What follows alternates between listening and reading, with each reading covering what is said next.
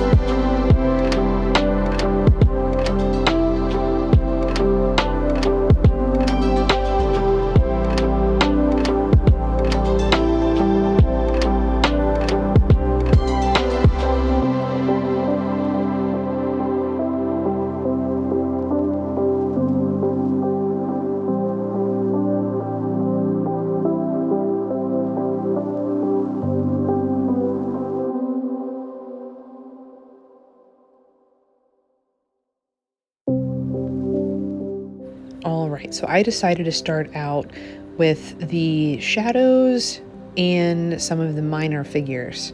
Minor as in they go mining, not minor, lesser. I quickly realized while working on these miniatures that while I did prime them, it wasn't heavy enough. I definitely had a lot of issues with paint not sticking or being kind of choppy and just not being super great overall. So after I started working on these guys, I did end up going back and repriming a lot of the minis. Actually went through pretty much my entire spray can of Army Painter white primer. I'll need to pick up some of that. Then towards the end, I ended up using the gray airbrush primer for some of the final miniatures, just because it was getting very grainy towards the end of the can, and you'll kind of see that on some of the paints in this video. You'll be like, man, they really look speckled, or that print doesn't look great. Oh no, the prints were wonderful. It was just me being an idiot and running low in the can. So what we did for these guys, I did a base coat of gray, and then I did some washes on them, and then I also dry brushed over with purple and like a grayish blue, I want to say. And then after working on some other figures, I did come back and do a little bit more detailing and another wash and things like that. So throughout this video, you'll see I try to go in order and cover everything I'm doing. But what I will say is I ended up jumping around a lot. And I think that's something I will probably have to do if I tackle another project like this in the future. And let me know if you guys have done similar, if you decided to, you know, sit down and take a week off of work just to paint through a whole army that you picked up. Did you completely finish one piece, or did you do like prime everything, do a base coat of everything, do detailing on everything, do what, you know, did you kind of chop it up and hop back and forth? Because Maybe I just didn't plan very well, but I certainly could not just sit down and focus on one thing. But I will say I really like the shadows in Bardsung. They're just cool. They just look really cool and menacing. They're an excellent print. And like I said, that's kind of why I picked up this game, is even if I end up not playing it that much, I can easily use these minis as stand-ins for things for our tabletop campaigns.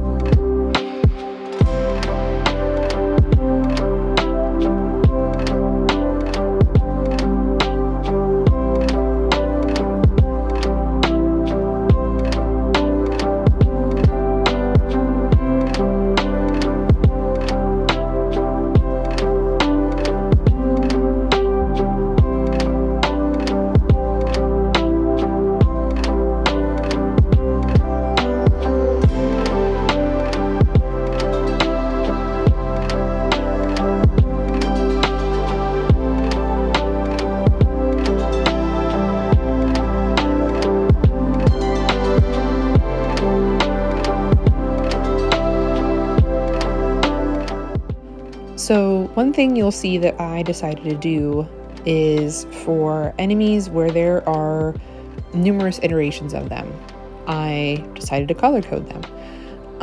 If any of you have played Bardsung, you can understand how this might be a good idea, because sometimes the field of play gets a little cluttered. So having them color coded in some way can definitely help. If you're sitting at a large table, be like, hey, I'm going to attack the blue dude, I'm going to attack the green dude, versus I'm going to attack the miner that's closest to me but to the left of, and we all know from any game how annoying that can get.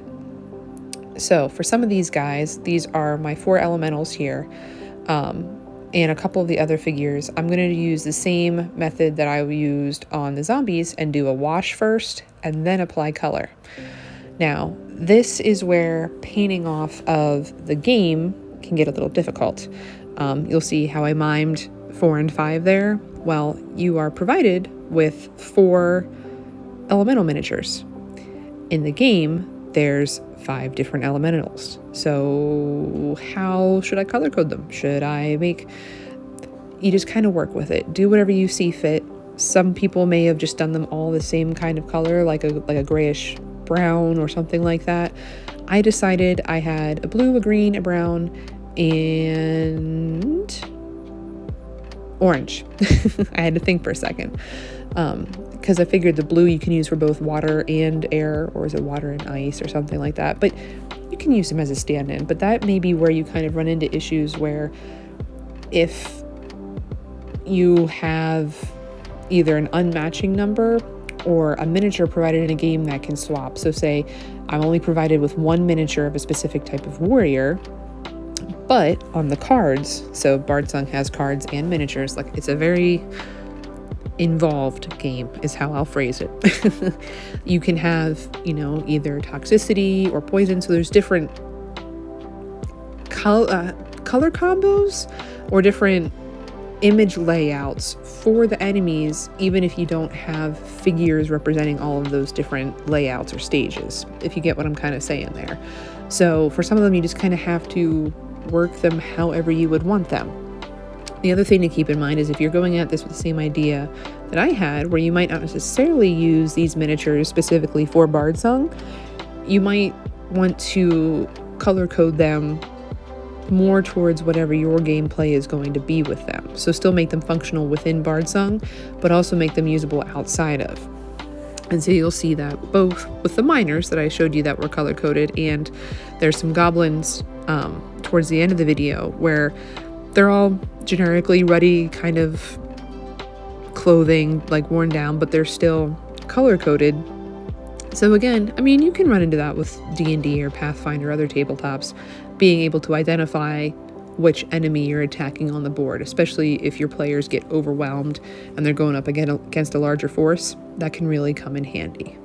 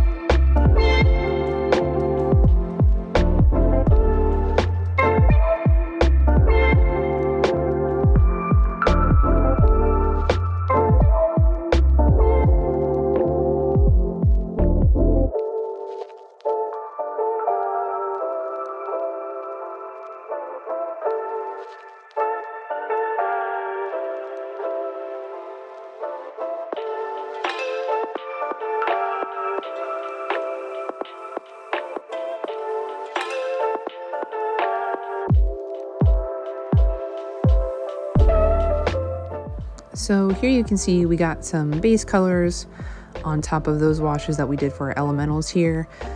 So we're going to go through, do some washing, some dry brushing, some other accent work. And again, we're going to hop around a bit. We're not going to stick specifically with one set or one type of miniature.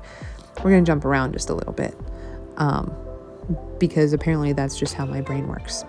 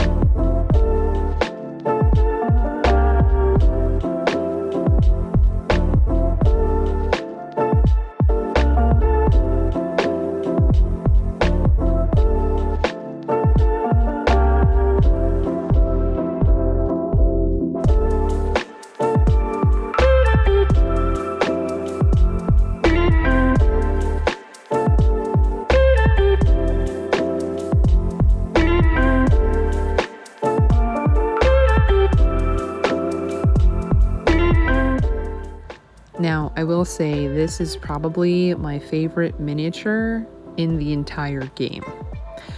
I love the big bad boss at the end. I didn't get to painting him yet. I mean, he's cool, you know, big demon, horns, chains, whatever. I do enjoy that. They're some of my favorites to paint. I love this gelatin cube. I cannot state how much I love the print. I like how it holds color and you can like seed it to have the different yellow and green highlights. I like that there's a guy being run over and there's a boot and sword sticking out of it. So it actually looks like there's things you could take from it whenever you're actually playing. There's another one that I have. It's the spider or no, it's not the spider, it's one of the insects, there's a sword underneath it. Like, they put in the time for these miniatures to make it seem like there's something that you could get as a reward from it. Because, I mean, how many times are you playing in a video game and, you know, you go out and kill a giant rat and for some reason it has, you know, 6 gold and a sacred ring and a sword hilt that you can get? Like, that makes absolutely no sense. Actually imbuing things inside the gelatinous cube, that's all I needed. I'm just saying, if you need to get this game for one reason, it's the cube.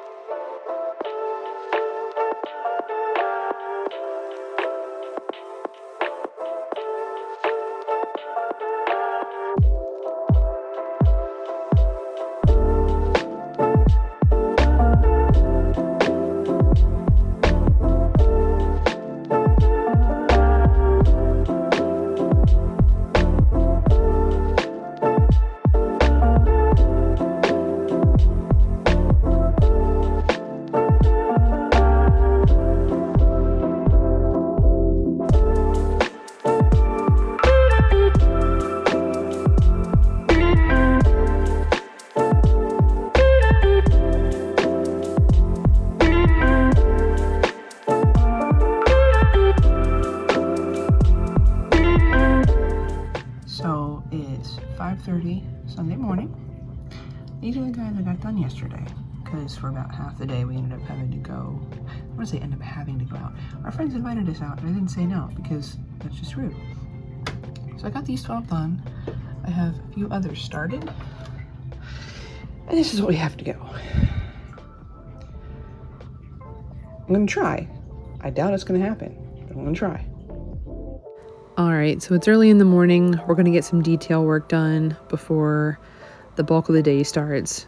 Really loving the mushroom minis. Honestly, most of these minis here that I hold up are wonderful. I really like how they did the monsters for their game. I was planning on doing all the smaller monsters first and then the PCs and then the big bad boss at the end, just because A, there's more monsters than anything, and B, I prefer to paint them. I find a lot of joy out of painting them. If there's one thing I really don't like painting, it's player characters, but that's usually just because of people's very specific color requests, and then even though you do exactly what they say, it's not how they imagined it to look. So we're just gonna sit down here. We're gonna do a little bit of accenting, some dry brushing, maybe some washes. So grab your minis and just hang out.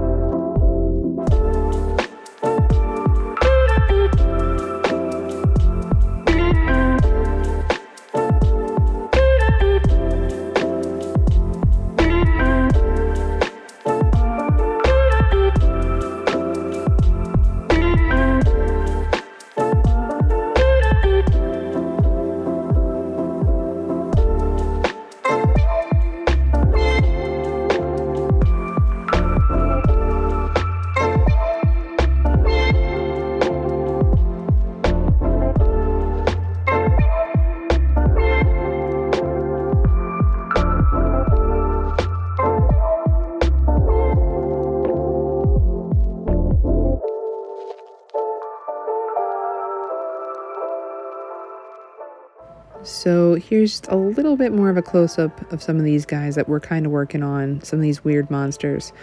Again, great prints to paint, a lot of fun. You can make them look, threatening, or you can make them look absolutely ridiculous, like the rat. 100%, I just wanted to color code it like all of the Halloween rat decorations that you see at like Michael's and Joanne Fabrics, like just black, gray with red eyes.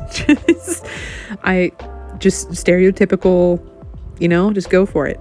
And then there's these two guys. Again, I absolutely love this cube. He's just great. I can't wait to get the basing done on these. I'm going to save that for the very, very end, just to have that contrast, because I'm going to have a dark base. Maybe I'll put some stonework in with that green. It's going to pop and look wonderful. And this mushroom guy, I mean, I kind of want to write him in just so my druid runs into him in D&D and nearly just has a bad time. Just has an all-around bad time. So the next thing we're going to do, since we're a little bit later on in the day, and I don't want to be a bad upstairs neighbor in my apartment, is we're going to get the Biggie Boy and the player characters primed. Now, like I said, I ran out of that spray can primer earlier, so we're going to go in with that matte gray primer and try and get all the spots done on him. Now, there is only one reason why I don't like gray primer, and I'll give you 5 seconds to guess. That's right, because everything else is gray. I know they're a different tone of gray, but especially with the issues I already ran into with these prints, where they are high quality prints, but they are not porous at all. They do not accept paint. If you don't have a solid coat of primer on there, you're gonna have a bad time. Having something like white primer was excellent, so I could see very clearly what I did and did not hit. I mean, even looking through the camera here, the colors that you guys see whenever I'm holding it up are different from what I'm seeing just through the retina, not through the camera lens.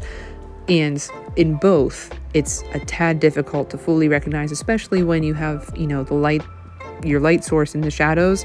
Whenever you're painting underneath, like inside a figure, so whenever we go to do like the main body of this boy himself, it's a little bit difficult to see what you did and didn't hit. And it takes a solid amount of time.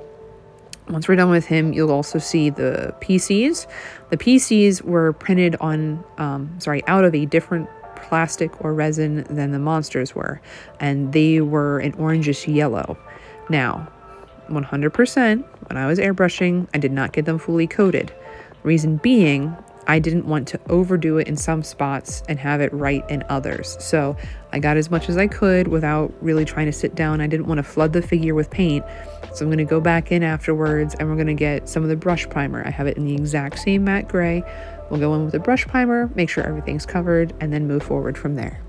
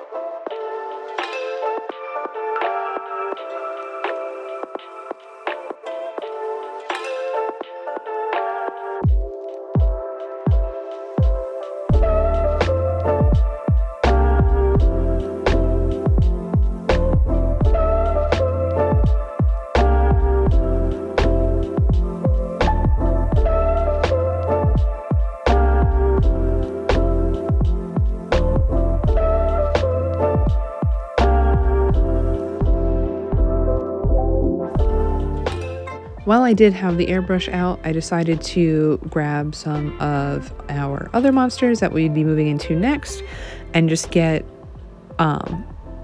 essentially a base coat down. A first layer. Some of them might be lighter, some of them might be darker. I believe for these guys, I did a combo of about 6 to 8 drops of the brown, 2 to 3 drops of the barbarian flesh, and 1 to 2 drops of the black. They're each a little bit different for variants, just because the airbrush for this is indispensable, honestly.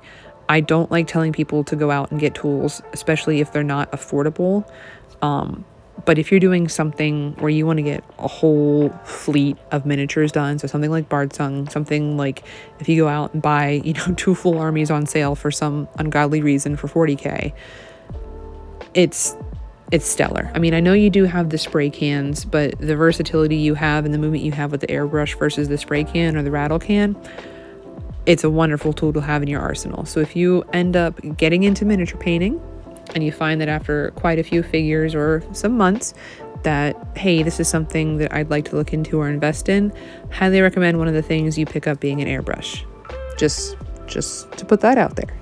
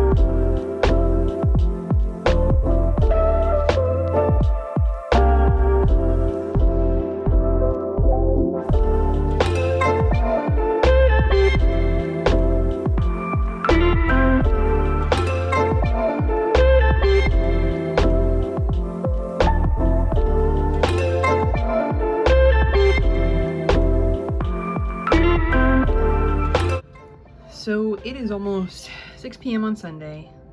This is where these boys are at on my desk. I have those two with their first coat of silver. Then if we go out here, I'll show you what all is completed so far. And it is nowhere near half. So we got the big boy primed in the gray primer along with the PCs. We have a few completed. It's 12, 13, 14. We have 16 done. The rest are either primed or have their first coat of paint on. So, not done in the weekend. Now, if I had not done other things this weekend, maybe it would have been doable. Clem will judge however he sees fit. So we're gonna edit this a little bit and see if we can get it done in a week. So, we have a game night coming up on Saturday. It'd be excellent to have all of these finished in a week. That's while working full time. So at most, I'd say I have about 2 hours in the morning and 3 hours at night. That's if I get up early enough to paint before going to work. Thanks, Clem. So let's see how this goes. This was a dumb idea.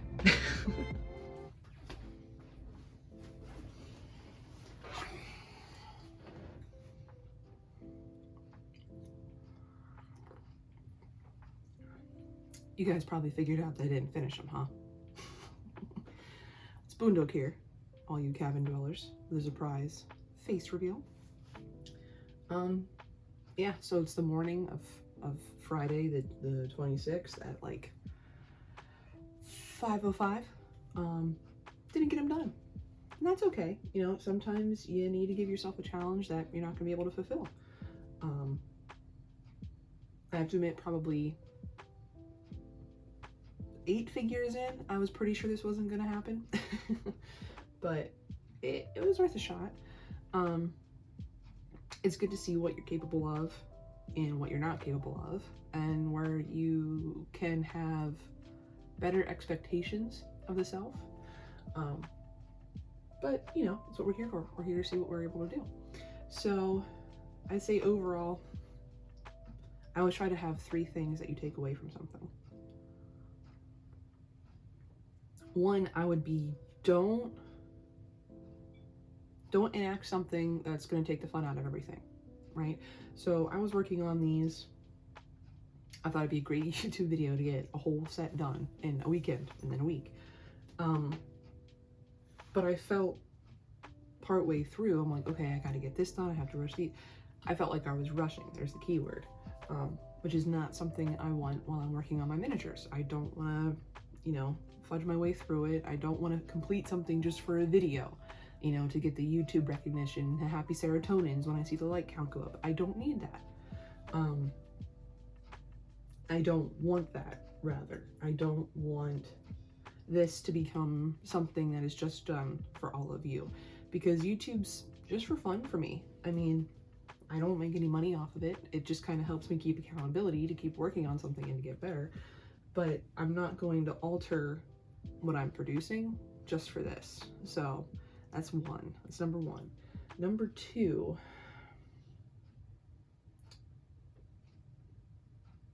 don't let it lose fun, I guess. Don't make it become a job.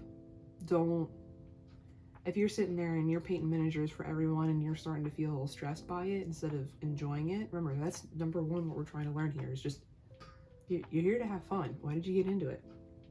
I'm not saying this wasn't fun. I'm just saying it was a lot of work and a little bit of stress, because you have to sit down, figure out how you want to tier all of it, and maybe when I'm further down the line, I will be more capable of doing that and have a bit more of a production line, making sure I do prime my miniatures right, and then I have enough primer. I can absolutely say that the airbrush, even just as a base coat tool, not as a detailing tool, is indispensable for a project like this. So I can see if you're working on something that's a bit more, you know, 40K, if you have a whole team, a whole fleet, or for some reason you need a whole skeleton or zombie army because your players are marching into Barovia, go, like, get an airbrush. I don't like telling people to go buy things, but if you are looking to be able to even just get coats on to be able to get to the hand brushing faster, it's absolutely worth it. Number 3, I already said have enough primer. Number 3, remember, it's not the destination, it's the friends you make along the way. But no, really, we're up to 330 subscribers. I don't know where you all came from, but I'm glad you're here. I'm thankful for all the folks that repetitively come back and watch. It's nice to engage with you guys. I'm looking at maybe restructuring how I'm doing videos. Maybe do one actual video, like built video, recorded video, release every other week. And then between that, do a live stream like I did the past Saturday. Because that's great. Being able to sit down, you're just chatting about what's going on, interact with you guys like on a live basis is a lot of fun. It's very enjoyable. So I might do that as work, and it also opens up my time to do other things. Like I said, this is not a full-time job for me. I'm about to go put on a suit and go to work at a cemetery for the next 10 hours and then come home. This is not, if this were my full-time job, I can assure you there'd be more videos online, but it's not. But it's also, you know, there's other projects, other hobbies I want to work on. I want to work on writing. I want to read more, you know, I want to, well, do a whole bunch of other stuff, really. I want to work on traditional art, you know, sketching, inking, things like that. I'm not saying this is going away by any means. I think I just sat down and reevaluated kind of how I want to structure things, because that live stream, if I do that every other Saturday, I could live stream painting, or we could do some live stream world building. So we can all sit down with our notebooks and like, all right, what do we want to do to our players this time? And sit down and framework, especially with like the new D&D 1 or D&D Next or whatever it's called coming out. Or if you're playing another system, if you're playing Pathfinder, I just got the rulebook for Werewolf Apocalypse, you know, Old Gods of Appalachia, Legend of the Five, anything. Just, we can sit down and talk about mechanics, what we do for our players, what makes things more enjoyable for them. Or talk about how much you hate a single face on a hobgoblin because you just cannot get the details right. But anyway, as always, I greatly appreciate everyone that comes to watch our videos. My videos, I say our, but they can't really speak for it. Like and comment if you enjoyed the content, or if you have anything you want to say. Subscribe if you want to come back for more. As always, take care.